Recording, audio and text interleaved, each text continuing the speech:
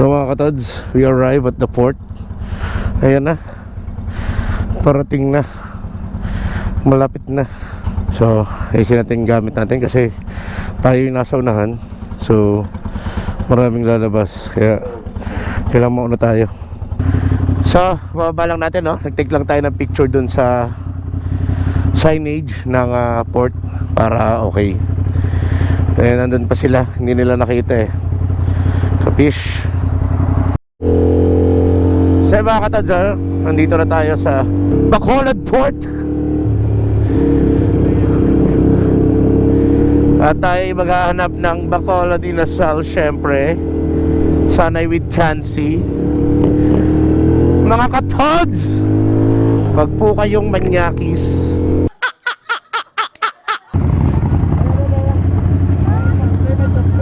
Ano pa? Tulpe. May tulpe. May bayad po? Babayaran ko na lang po lahat. Sige. Bayaran ko na lahat, huwag ka na babalik. Sana all. Welcome to Bacolod City.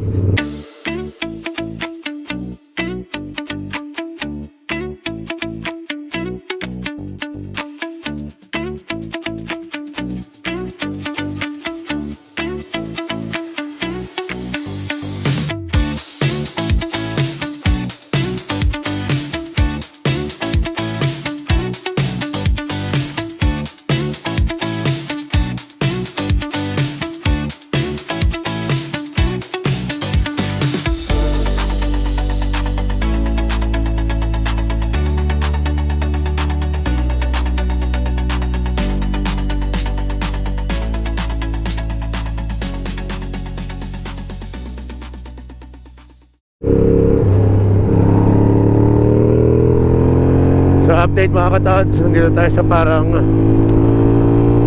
bukid part ng ating biyahe, no?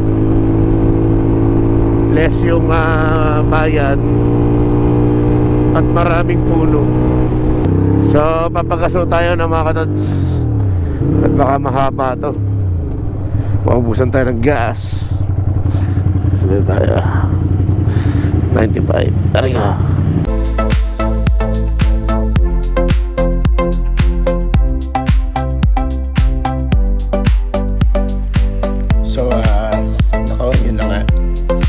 Wala naman tayo ng audio mga katods, ano?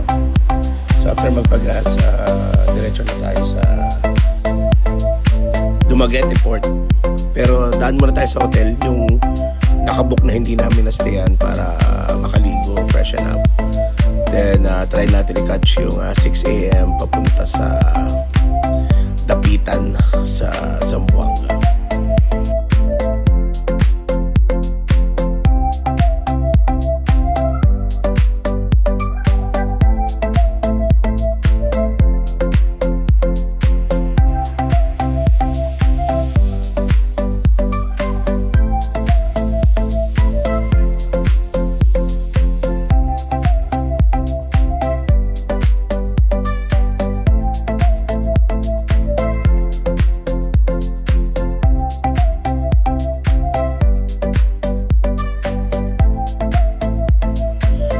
So ayun, umabot naman tayo sa hotel, pinabubuksan natin.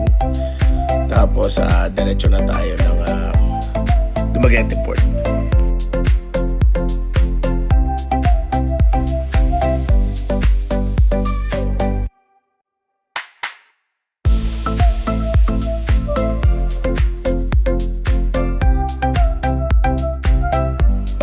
So ayun, diretso na tayo sa port.